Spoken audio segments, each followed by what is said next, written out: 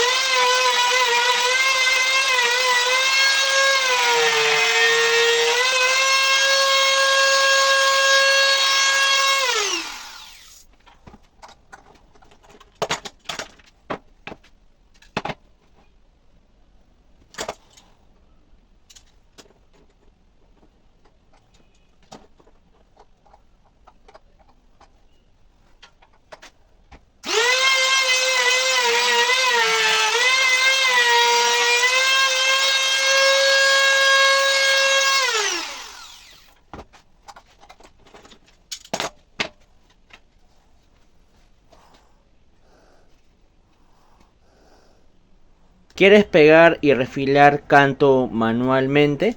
Para eso necesitas una espátula. Algunos utilizan una cuchilla, un cúter, o también algunos la hoja de un cepillo manual, pero yo utilizo una espátula. Pero ojo, yo he tenido que a esta espátula, para poder utilizarla correctamente, generarle un bisel. No sé si aprecian en la parte de acá, me tiene como una especie de rebaje. Ya esto yo lo he hecho con unas lijas, ya como si estuviera afilando un formón. He generado aquí un pequeño bisel, ya, y de esta manera ya puedo refilar el canto. Luego de que lo pego manualmente o con pegamento de contacto, ya con eso solamente pasa así y nada más.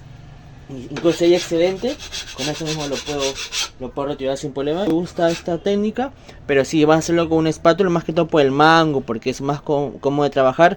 Pero sí tienen que generarle este bisel, porque sin este bisel no va a ser el rebaje correctamente, o desnivelado, o si no medio comido, así. Ya, así que ojo con esa observación, por si no lo sabías, y pues si vas a refilar canto manual en melamina.